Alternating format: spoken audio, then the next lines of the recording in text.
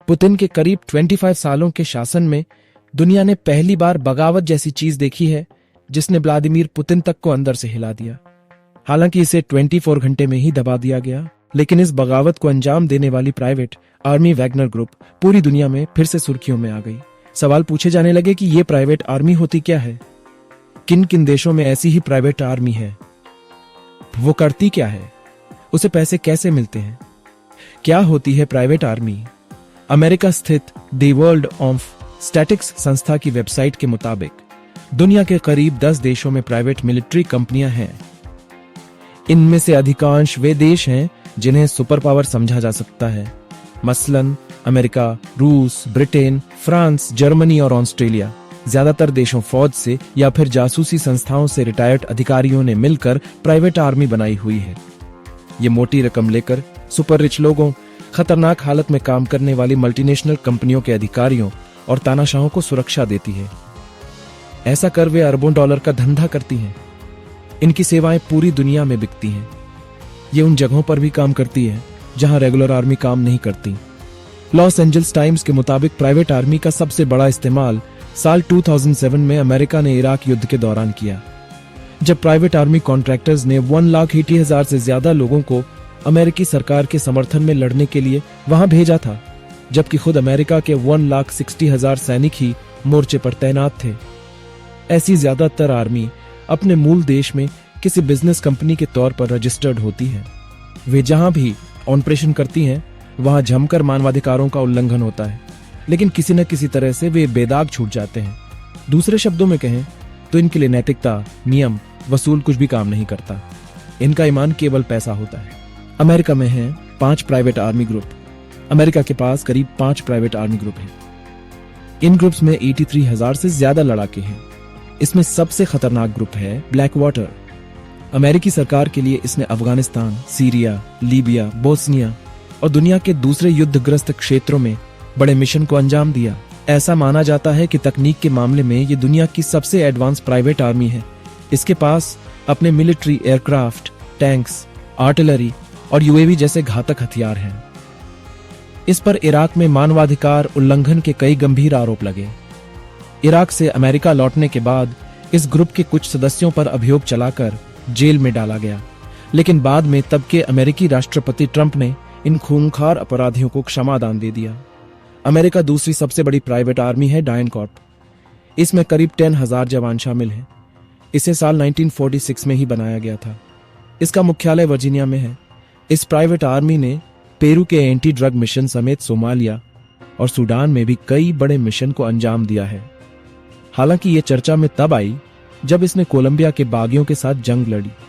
ये army Africa, पूर्वी Europe और लैटिन अमेरिका में भी सक्रिय है। इसके अलावा जो 3 प्राइवेट आर्मी हैं, उनका दायरा थोड़ा सीमित है और उनकी ज्यादा जानकारी उपलब्ध नहीं है। ब्रिटेन में है एरिनी इंटरनेशनल जैसी बड़ी प्राइवेट आर्मी। वैसे तो एरिनी इंटरनेशनल ब्रिटिश प्राइवेट आर्मी है, लेकिन इसका हेडक्वार्टर दुबई में है।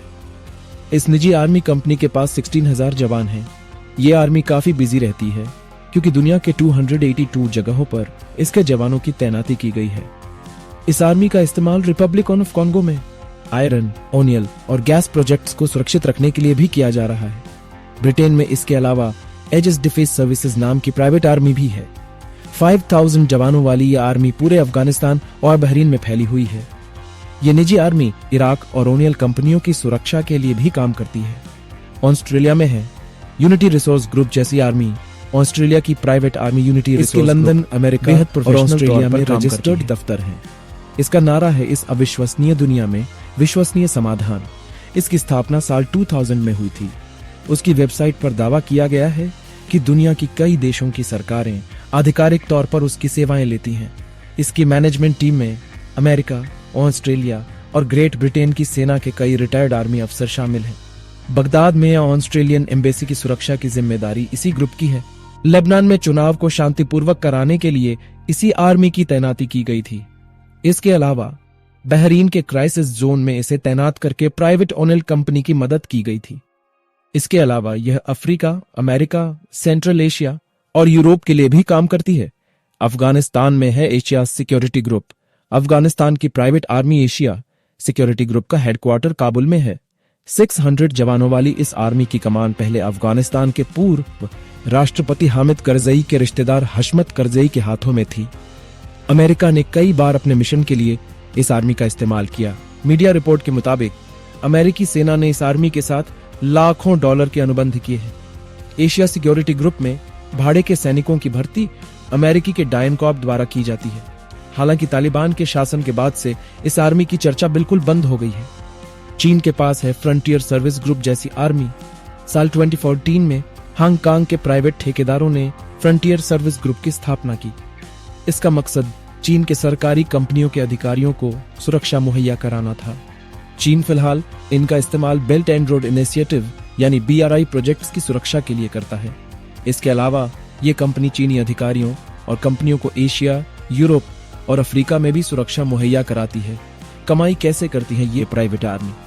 जाहिर है दुनिया भर में वैगनर ग्रुप जैसे लड़ाके फैले हुए हैं। कुछ छोटे हैं तो कुछ बेहद बड़े, जो पैसों के लिए दुनिया के युद्धग्रस्त एवं संकटग्रस्त हिस्सों में मिशन चला रहे हैं। इनकी कमाई का जरिया दो तरीके से होता है। पहला, जिस समय जंग नहीं चल रही होती है उस समय ये प्राइवेट आर्मी दुनिया भर में बड़ी कंपनियों को सुरक्षा देती है। इस काम के लिए ये कंपनियां पैसा लेती हैं।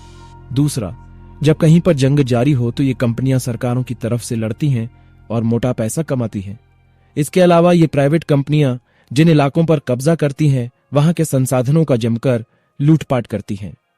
मसलन वैगनर ग्रुप ने यूक्रेन सोलेडार पर कब्जा किया तो वहां के नमक के खदानों से खूब मुनाफा कमाया। सीरिया में भी प्राइवेट आर्मी जिन इलाकों को अपने कब्जे में ले रही थी उन पर बशर अल असद की सरकार उन्हें तेल निकालने और खदानों पर अधिकार इनाम के तौर पर दे देती थी।